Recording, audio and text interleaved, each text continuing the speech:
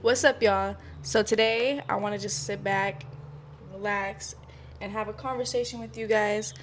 And this is a very touchy subject for me in specific. We're going to talk about why I stopped being a stripper. Bruh. We interrupt this program to bring you. On shield, yeah, whole lot of shield, yeah, slime, yeah. Niggas can tell, yeah. I shoot a nigga if he tell, yeah. Dog, don't tell, nah. Anyways, I just believe, I'm a Christian, first of all, I'm just going to say it.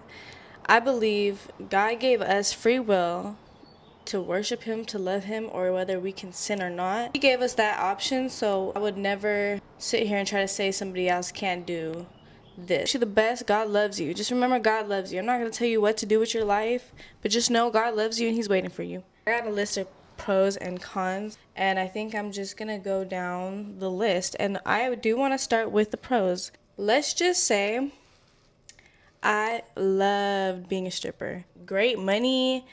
I was gaining confidence about myself, going places, doing new things, seeing new people, and for me that was completely new because I was in like a relationship and I kind of just stayed home all the time. So it was just like completely new for me. Financial freedom, the money is just great.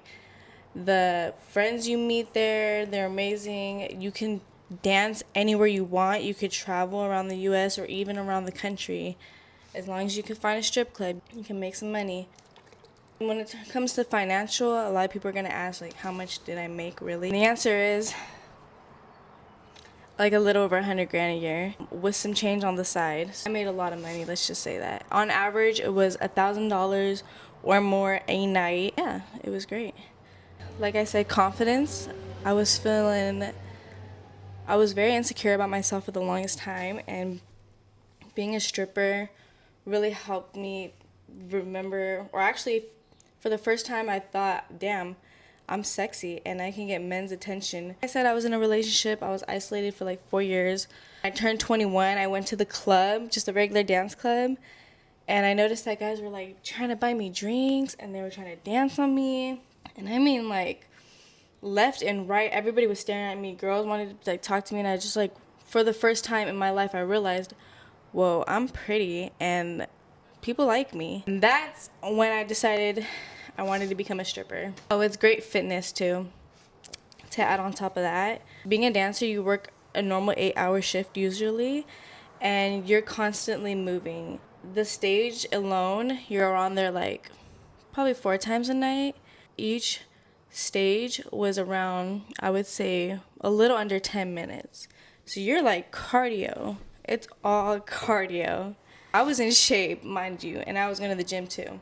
All right, now let's go on to why I think there were some negative aspects to the club, and these are my cons why I left.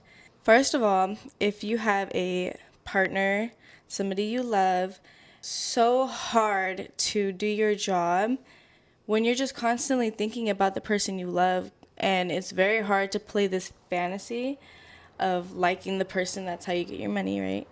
And it's just, you can't do it. For me, I was struggling so much. I really met a nice guy and it was just hard. I just kept thinking about him all the time. Let's see, desensitizing sex. This one is really touchy and personal. Me, for sure, anytime I tried to be romantic with my, partner, whatever, I just couldn't help but think that, damn, like, this is just feels like work, and it feels just wrong. Like, you just get a dirty feeling inside because, what you're doing at work, or at least that was just me, but I found that hard. I felt stuck because of the money. And what I mean by that is when you're making such great money like that, why would you want to leave, right? For the longest time, I could just see myself being there for about maybe 15 to 20 years. There was girls there who were 40 years old and older. And I mean, they were getting their money still. So, yeah, I was not trying to stay there forever. It's so easy to get stuck there and just boom, the years go by fast with that fast money. You're exposed to drugs, prostitution, pimps, STDs, germs. I mean, it's a lot, you know? You have to be a really strong person to not be influenced about those things. You need to go in there knowing who you are and what you're not going to do and what you are going to do. Excuse me. Walk in there with a plan like that, you know what's right and wrong. No one's going to tell you that, oh, this is just fun, or this is how you get more money. It's not going to matter because you have morals. There's no judgment onto anybody, but obviously drugs are not good for you. And addiction is not good for you. A lot of these things, people are just doing it for fun, and it turns out to just be long-term problems forever. You're exposed to all of that. Wasn't doing anything with the money. Empty happiness. I was just making, like I said, a lot of money, saving it up. But you know, like, you can buy things, you can feel good about it for the moment, but like after the years go by, for me, like after being a stripper for 2 years, I did my travel, I did my shopping. You know, I had the money to, you know, live like kind of extra, but it just got boring to me. It got old. I realized that these materialistic things are not as fulfilling as going out and doing what you're truly passionate. For me, I know I wanted to do something more. That's it. I just wanted something more. That stripping couldn't get me, so I left. Moving income.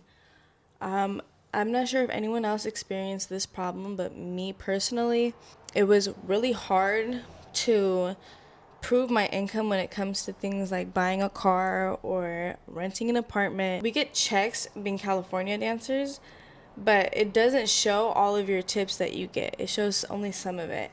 And then also you have all this money in your bank account from cash tips, like directly to you, that the club doesn't account for. And you having all this money, and then your pay stubs don't add up to what you're receiving in your bank, and it kind of just gets complicated. And that's like kind of been a few reasons why I was denied at a few places. But yeah, I heard there's things you can do to work around it though. You can get fake pay stubs. Oh yeah, you're gonna have a lot of dudes in there trying to be your sugar daddy, and I mean they're gonna have a lot of money that they're gonna want to give you. And I mean, like, I've had a sugar daddy before. I'm trying to add it up. Like $5,000 a week. So $5,000, that's 20 grand a month. And then there would be like a little extra on top of that. Like I'd get trips and everything. So, but like I said, that type of lifestyle for me, it just got old and I just felt wrong and I left all of that. So if you want to, if that's something that you can handle, and if you're ever thinking about being a stripper, you need cons that you have to realize and think, can I handle this? Is this something I really want to get into? And I believe it's a good pathway if you need to get yourself out of a hole. Personally, that's why I started. I was in a hole. It really helped me get on a new track of life and do what I really want to do. But don't think of it as a long-term job, because it's not good on your mental health. Trust me. There's a lot of reasons why it's not good in the long run. And you should do something more. So yeah, I loved it until I hated it. And I'm grateful for it, but I'm on my own path now and I ain't going back. So anyways, I hope you guys enjoyed this video. It was nice just sitting here talking. I really do want to start a podcast. I think it'd be a really good idea. I've experienced a lot when it comes to mental health, and I've been through some things in my life and my family. I'm going to definitely bring a lot of like family members as guests, but yeah, it's something I'm thinking about.